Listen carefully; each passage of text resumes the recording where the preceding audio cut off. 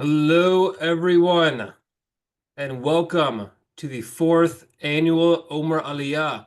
My name is Nuriel Shore, and thank you for tuning in to the Tiferet seminar of our 7-week empowerment series.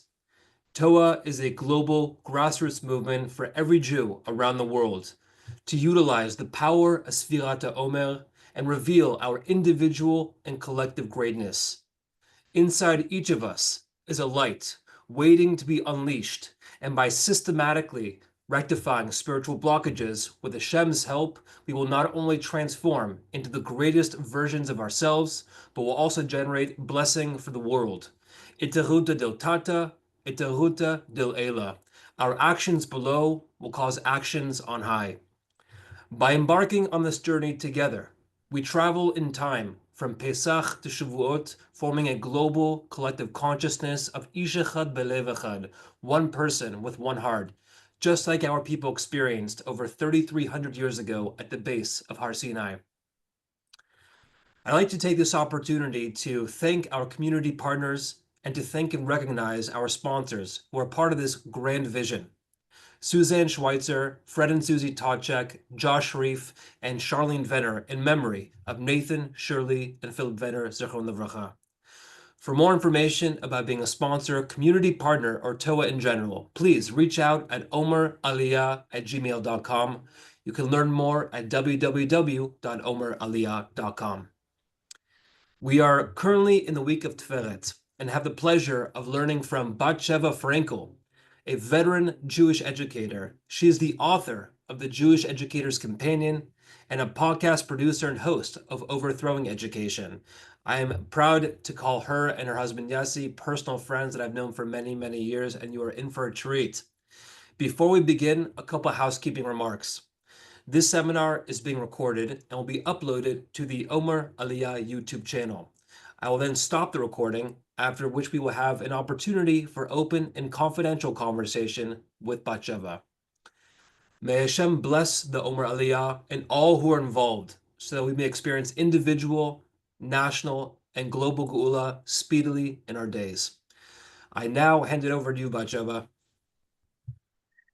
Wow. Hello. Thank you so much, Nuriel, for having me here and everybody who's here and watching and anybody who's watching later. This is such a special thing that you've done, and I'm constantly in awe of you. So I'm really grateful to be doing this. Let me just share my screen here. I'm gonna let's see. There's a cool thing you can do. I'm going to try to figure out how to get it done here. Let's see if that works. We're going to try it. Okay. I'm sorry, I'm experimenting with how I'm going to do this with y'all. Yeah, I think I'll do that. Okay. I'm sorry. All right, maybe we'll do this. All right, y'all can see me? Can you see Yes, we everything? can Okay. see you. Good, good, good. All right. If you have anything that's like really pressing, or I ask, sometimes I ask for some feedback, then you can feel free to jump in and unmute yourself. Unless it's like a question that's going to be a bigger question, and then we'll wait till the end, as Nariel said. Okay, so it is Tiferet, and right now, this is to me a really amazing week. And Tiferet is so interesting because you can see it means glory, it means beauty, balance, truth, compassion. And it doesn't maybe seem obviously clear right away how all of those things are connected, but I hope that by the end of this session that you will see all kinds of connections and how they really are all Tiferet. So let's begin. The first thing is that this is a hard one, and last year I've had the zchut to do this this is my fourth year doing this, and last year I had this slide up that said that the learning tonight is in the merit of an immediate release of the hostages and refuah for their bodies and souls. And then I said, and for the well-being of the Jewish people. It makes me very sad. It breaks my heart that I could use the exact same slide again.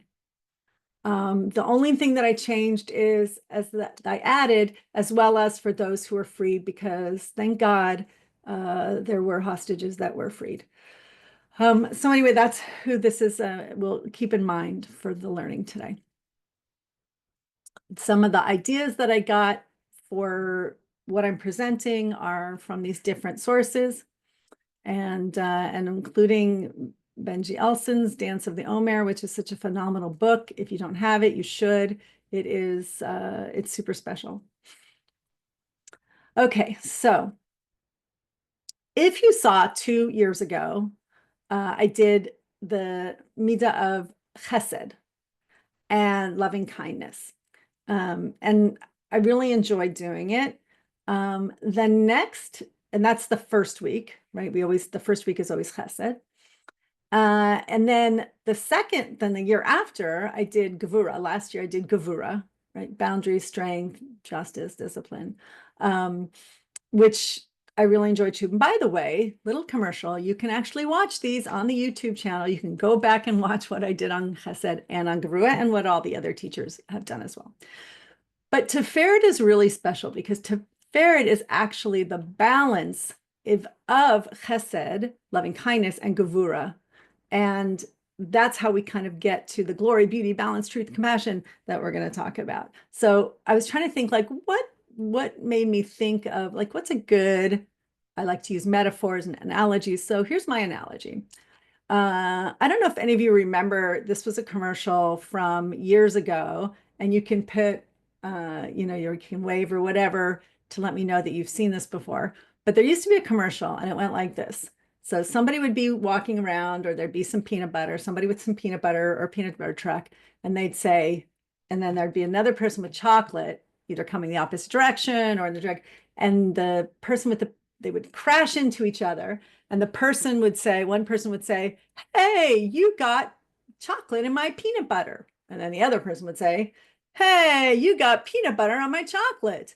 And then they taste it and they realize, oh my gosh, when you combine those two things, it's amazing. And of course, it was a commercial for Reese's peanut butter cups, which to me are like one of the most delicious things, a peanut butter cup, Reese's or otherwise, is just amazing. And whoever thought of adding peanut butter, which seems very different than chocolate, and putting those together is pretty awesome. So to me, that's kind of like Tiferet, right? You have the chocolate definitely can be the chesed, and the peanut butter is definitely the gevura. And then you put those together to get Reese's or Tiferet. So, okay, I'm going to give you another little story. So I had two friends in high school. Well, I have more than two friends in high school, but I'm going to tell you about these two particular friends. So the first friend, her parents were very old-fashioned and they were incredibly strict. And so she couldn't go out during the week at all in the evenings. And on the weekends, she had to be home by like 8:30. It was totally like we could not comprehend it. And then I had this other friend who, I mean, I thought her mom, like we loved her and she clearly loved us because she had no curfew whatsoever. We could come back at any time. So of course, that's where I wanted to spend the night all the time when I wanted to like have a later evening because my parents had an 11 o'clock curfew, which was pretty fine most evenings. It really was. What it was really interesting to me because to see what happened later in life. So my friend whose parents were extremely strict, when she got out of her parents' house, she went bananas and went completely the other direction. My friend whose mother was like ridiculously permissive, and she actually sadly went on to not be able to have boundaries, and I won't get into the particulars of it. But because of that, it caused a lot of problems. But for me, I feel really good about the combination, and I feel like my parents are definitely Tiferet, and these are my parents. And So Tiferet is about the synthesis of love and discipline, resulting in compassion. So if you think about those things, if anybody's a parent or an aunt and uncle or a teacher or anything where you have to deal with setting boundaries, but also doing it out of love, that's where compassion comes from. And it reflects the beauty of divine truth and harmony. So if you're going to meditate on Tiferet with this in mind, it requires focusing on creating balance within ourselves and in our interactions with others, striving for compassion and truthfulness. So that goes with finding that in ourselves, being compassionate with ourselves and truthful with ourselves. And of course, doing that for other people as well, how to do that with other people. So Tiferet is the heart. You can see the whole sort of chart of all of the different, this is like the Kabbalistic chart, the 10 Sefirot. So the bottom ones here, if you can see my little arrow here and down, those are what our 7 weeks are based on. And you can see that even with all of it, Tiferet is the heart of the whole thing. It's the central sphere. It's right here, and it harmonizes and integrates all the other ones, and as a result, it symbolizes the mercy and compassion. That's the beauty, that's the balance. And so the practical application of this essence is that Tiferet involves cultivating a balanced approach to life. It's integrating kindness and strength in one's actions and striving for truth and beauty in everything that we do. I think that one of the reasons why I really wanted to be doing Tiferet this year is because I've had problems with balance and balancing my life and my approach to life and everything else. And it's something that I've been really, really working on. So I wanted to reinforce these ideas for myself, and I'm hoping that these will be helpful for you as well. So Tiferet is the element of air, and each of the Sefirot, the idea is that they also have some kind of element that they're oriented towards. And for Tiferet, it's the element of air. And air is so amazing and so important because we need air to live, right? We need it to be able to breathe, to be able to live, and for all of those things around us to be able to live, all the living things. So the other thing is it's ephemeral, it's invisible, it is like it's airy, I don't know, airy air, because you can only see it when it is affecting something else, like you saw the blowing of the leaves. That's how we can see air, is when it affects something else. So air can get into any place, right? You can't just shut the window and then shut the air out, right? It doesn't work that way. It can get into the smallest little places in our bodies, nourishing us, and it also fills our entire atmosphere is filled with air that it affects everything that we do. So one of the things that, to me, when I'm working on Tiferet, when I'm trying to find balance, when I'm trying to calm myself or bring myself to a certain place, focusing on the breathing. Anybody who does yoga, which unfortunately I don't really do, or meditates, which I don't really do, but I do focus on breathing quite a lot. And I teach students how to do that too. And I find that even like young students find that when you take in that breath, it's calming, it's nurturing, it can be transformative. So I encourage everybody now, you can do this, just to take a deep breath in, you hold it, and you let it go. And it changes the feelings. Like for me, it's very calming. So if anybody does that, sometimes I do that when it's hard to fall asleep or when I need to calm myself down. I really focus on the breathing. And sometimes I even think into Tiferet and out with everything else, just to find that balance. So Tiferet is the Sephira of beauty and harmony, and it's representing the integration of divine attributes. It involves the pursuit of truth and the harmonization of opposites. So this is something that I think is really important right now in our society in our world is trying to figure out how to integrate the divine attributes into everything and to harmonize opposites, to pursue truth, to harmonize opposites. We're going to come upon this theme kind of repeated a little bit. So connecting with Tiferet involves the pursuit of harmony and balance in relationships, in actions, in our thoughts. And when we do that, it's embodying the divine attribute of compassion. This is really, really important because one of the things that I personally am so grateful to Hashem for is the compassion that we see every day. I know I feel like I need a lot of compassion in my life.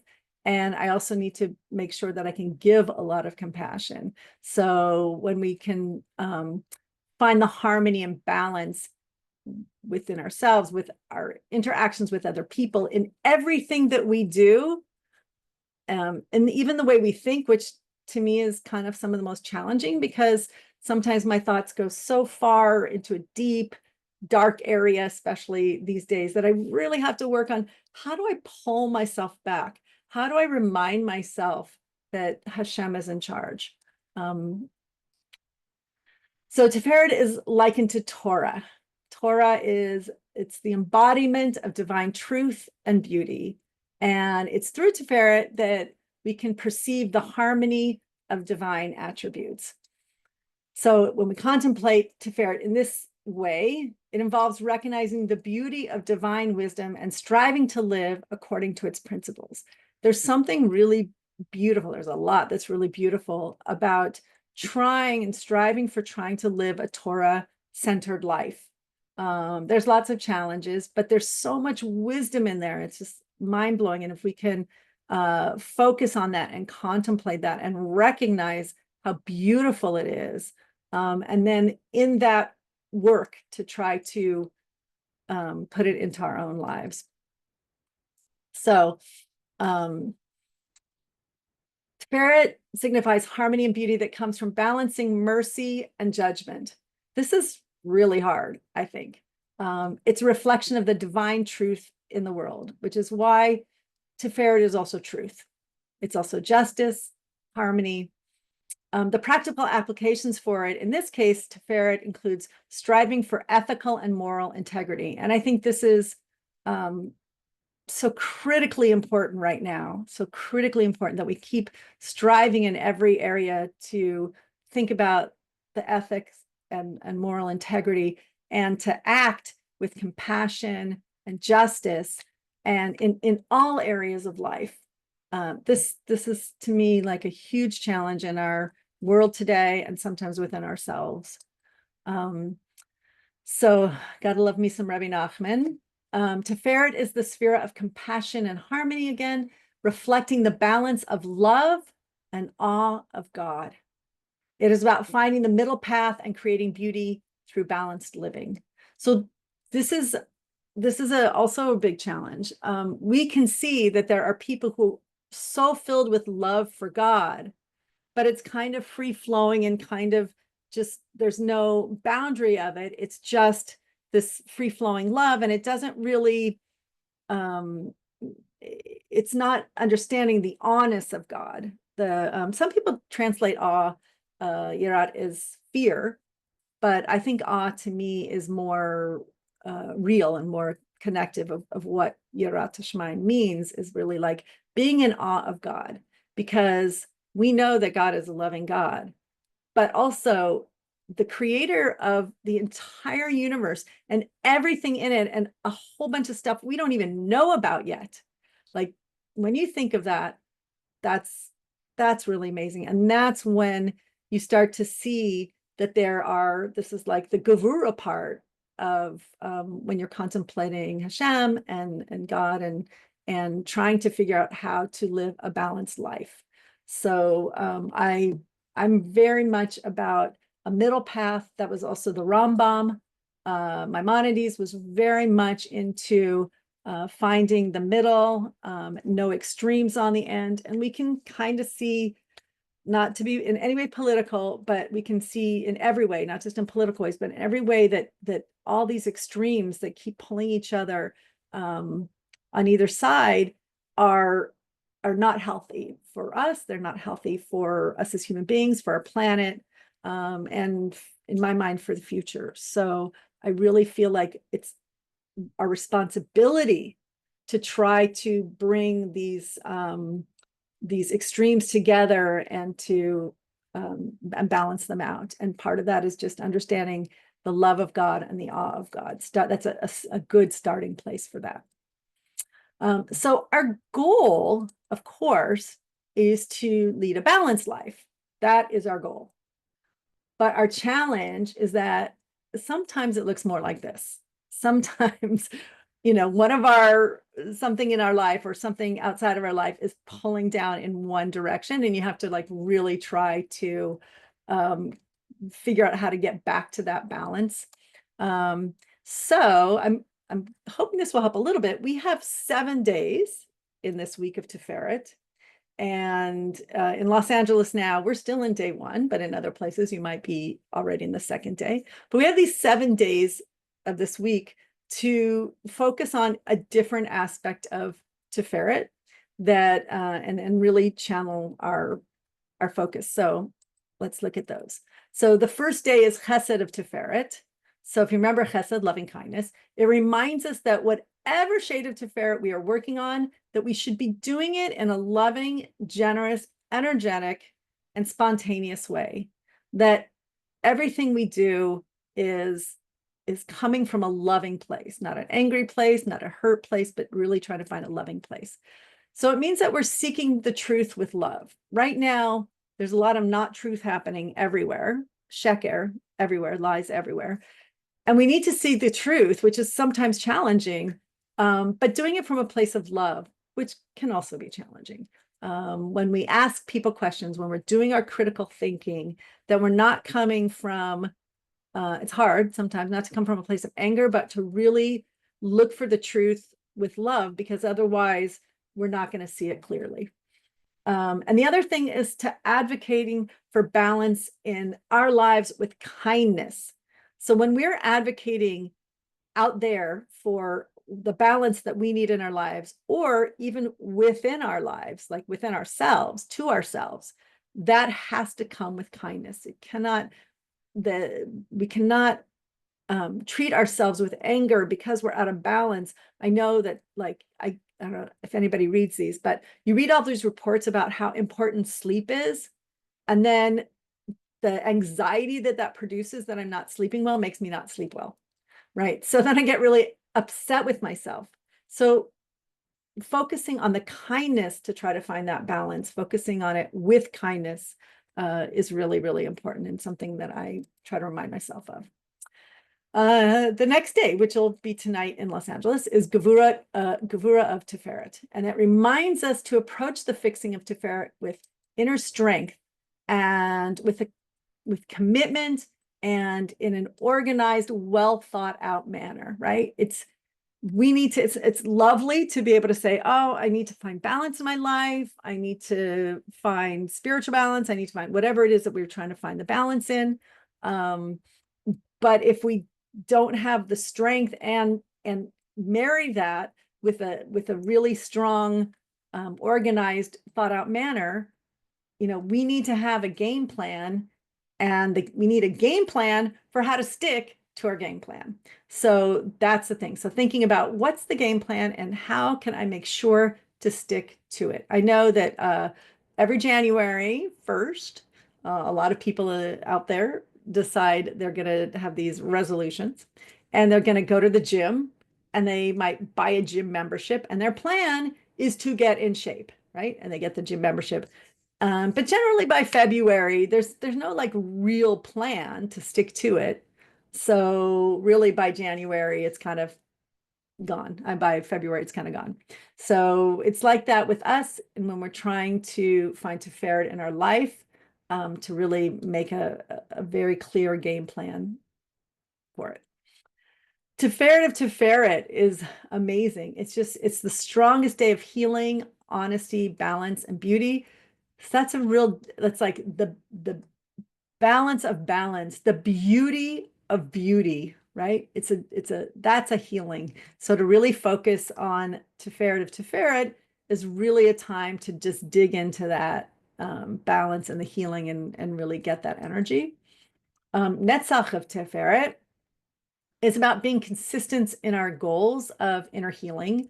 It goes back to what we said before about Gevura, but it's really all about that consistency in our inner healing and also in setting aside time to learn Torah.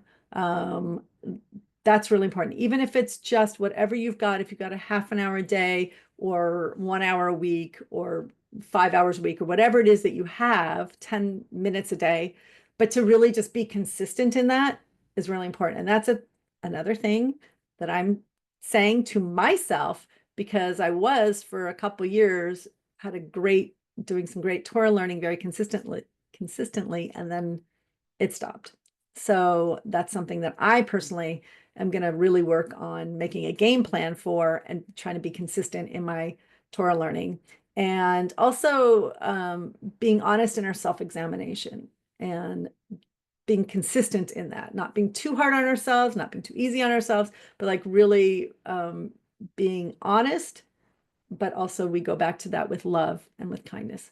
And it's about bringing healing into our lives on a permanent basis, right? So that's that is a challenge, which is why it's great that we come back every year and do this again, because that's our goal is to make it permanent. And sometimes it works and sometimes it doesn't.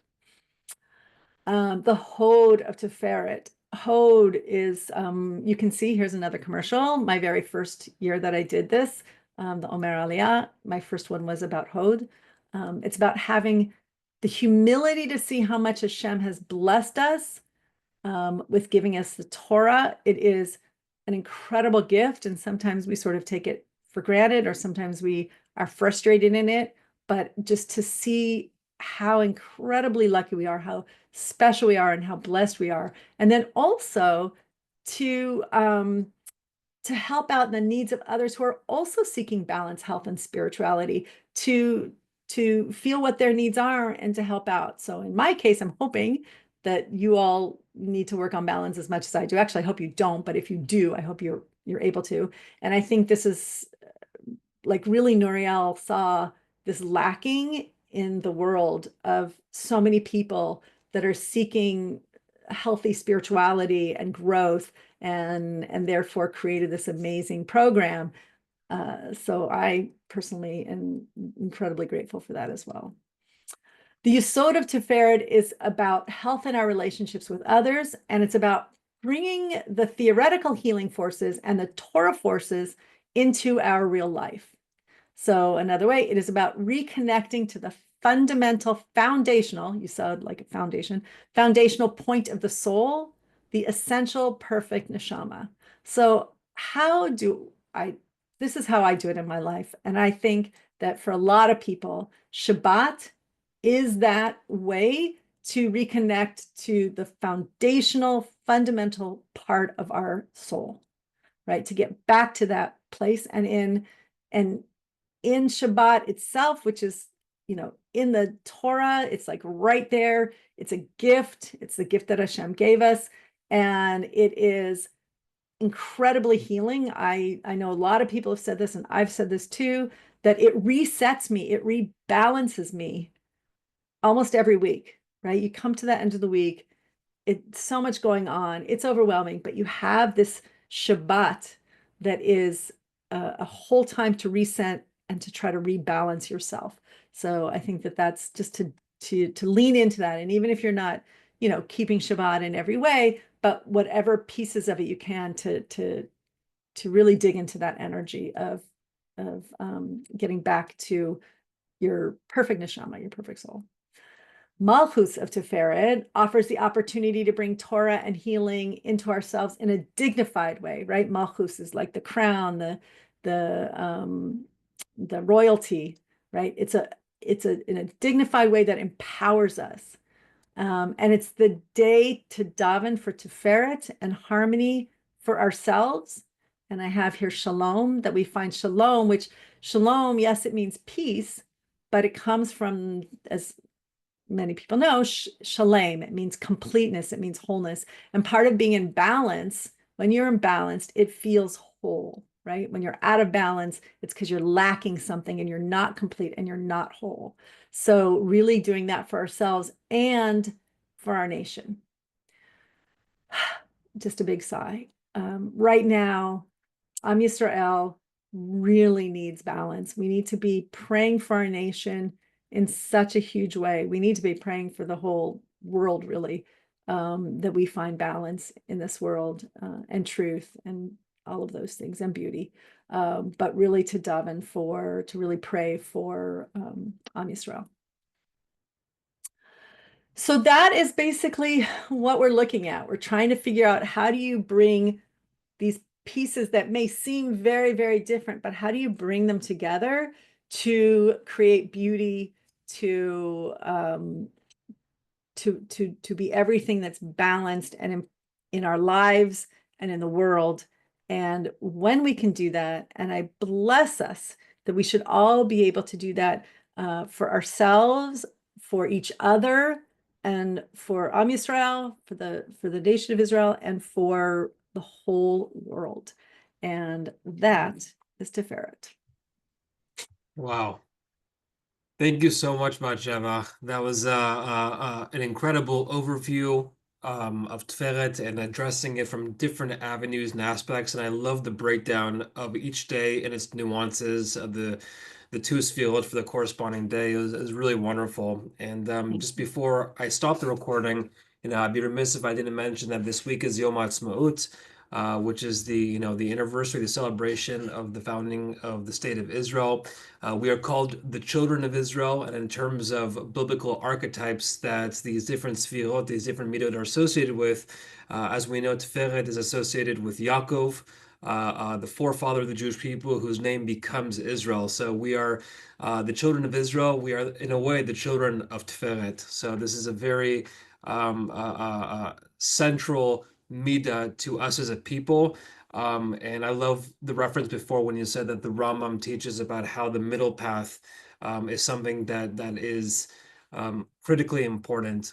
So I'm sure we'll talk more about this after I hit this stop But the before you do recording too, I button. just want to say that Sure. yes, Yaakov is Tiferet is considered Yaakov, also Devorah, because all the seven midos also have the seven women, the Neviot, I guess how you say, the seven prophetesses, and so Tiferet is Devorah, and Beautiful. that's a whole nother class I didn't have time for. Next year. Next year. All right, for those of you who are watching, thank you again for tuning in, and we'll catch you next week with the Midah and Sphira of Netzach.